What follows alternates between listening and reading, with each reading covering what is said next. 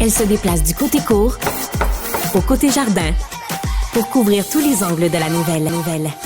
Pour savoir et comprendre, Sophie Durocher.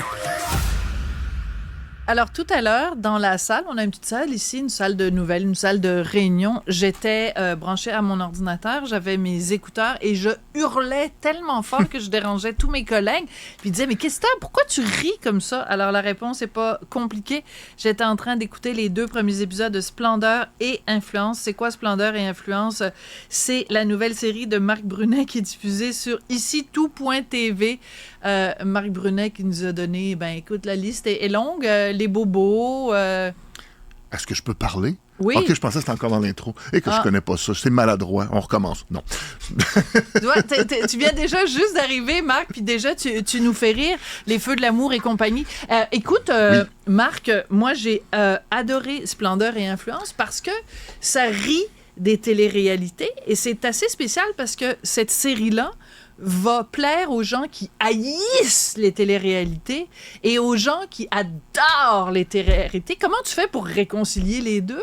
Je pense que il faut juste être de bonne foi, puis on rit de tout le monde, tout le monde y passe. Il y a le personnage de Anne Dorval dans le show qui fait quelqu'un de ma génération, et elle est loin d'être épargnée. Oui. Au niveau de ses références, au niveau de son look, au niveau de ses habiletés sociales. Elle n'est pas capable de s'asseoir dans un beanbag, par exemple. Elle voudrait tellement être encore jeune, elle voudrait encore appartenir à cette génération et avoir ces références-là, et c'est d'un ridicule infini de l'avoir essayé de fitter in. OK, la question qui tue, est-ce que le personnage d'Anne Dorval est inspiré de Julie Snyder parce qu'elle ressemble en tabarouette? C'est la première fois qu'on me pose la question et j'attendais la question et la réponse est non. Juste à regarder c'est un archétype. Au niveau professionnel, c'est un archétype. C'est la personne... Elle porte les mêmes jupes puis les mêmes vestes que Julie. La même longueur de cheveux que Julie, les mêmes mimiques que Julie. Les mêmes mimiques? Oh, je ne crois pas. Un petit peu quand même. Je ne crois pas. Non. OK. Donc, on a fait quand même attention. D'accord. Parce que je voulais vraiment l'archétype de la personne. OK, donc c'est une préoccupation de ne pas faire oui, exactement. Julie. D'accord, OK, c'est intéressant. D'accord. Parce que, premièrement, quand on suit la série, on se rend compte qu'elle est loin d'avoir le succès et personnel et professionnel que je sais pas, j'ai juste vu les 2 premiers épisodes. C'est ça. C'est pas quelqu'un qui a eu énormément de succès dans sa carrière et ça se dévoile de plus en plus, ça avance. Donc, c'est pas Julie. Non. Mais c'est un archétype de personne. On en voit beaucoup dans notre industrie, ces espèces de femmes. Non, c'est des femmes qui ont... Ce type de femmes. Ce type de femmes, merci. Mon Dieu, que c'est bien dit. Ce type de femmes qui ont fait carrière dans les médias comme ça, qui ont avancé, qui sont devenues productrices, qui ont pris le contrôle de leur propre show. Et à un moment donné, c'est ça, ils sont à la barre de leur show, ils le produisent, ils jouent dedans, avec plus ou moins de succès. On a l'extrême du succès qui pourrait être Julie Snyder, et on a d'autres personnes qui ont eu moins de chance et moins de facilité, et ça donne le personnage de Anne dans tout ça. De Anne Dorval. Donc, on va écouter un petit extrait. Les garçons, on peut jouer un petit extrait? Oui. Alors, les garçons vont nous faire jouer, Jean-Philippe et Maximile vont nous faire jouer un petit extrait de la bande-annonce, puis après ça, j'ai plein de questions pour toi. J'espère. Des réalités où des influenceurs vont enfin avoir la chance de parler d'eux-mêmes. Moi, mon nom, c'est Badge. J'ai du caractère, je suis authentique, puis j'adore me faire prendre en photo avec les bras dans les airs. Moi, c'est Drano. J'ai déjà vomi en France. Excellent. Bon, alors c'est bon, ça se termine comme ça. Wow. Moi, je me pose la question suivante. Comment tu as réussi à convaincre Madoff, qui est lui-même un influenceur, absolument, d'être dans une série où il joue la pire caricature d'un influenceur pour rire des influenceurs un petit peu... Donc, c'est quand même... C'est une mise en abîme assez fabuleuse. Il y a aussi Pascal de Blois, la jeune blonde qui fait Vag, qui elle aussi a été connue sur les réseaux sociaux.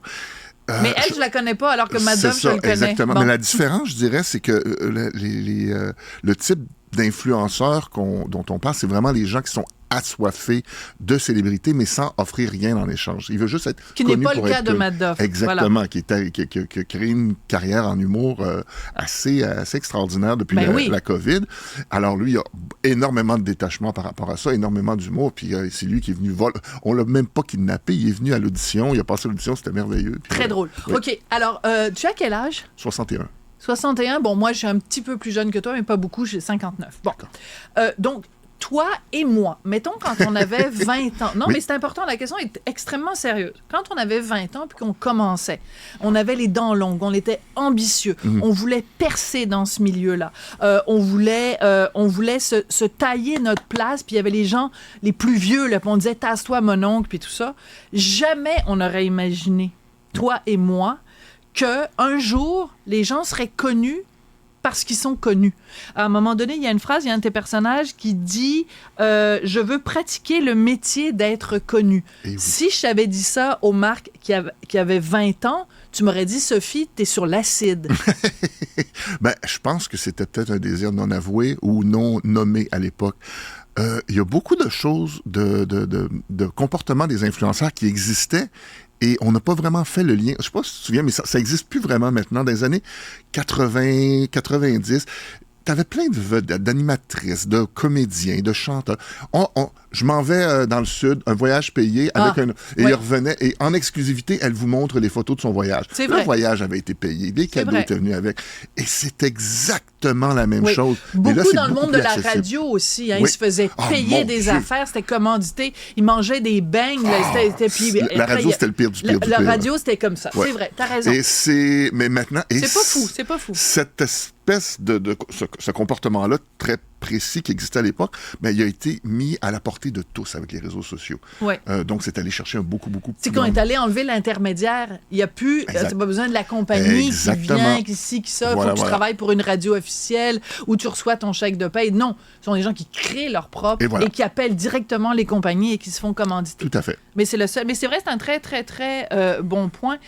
Je te remercie. Je vais me mettre à genoux devant toi de rire des gens qui portent des tucs à l'intérieur. OK, là, je vais regarder la caméra, là, je vais le dire.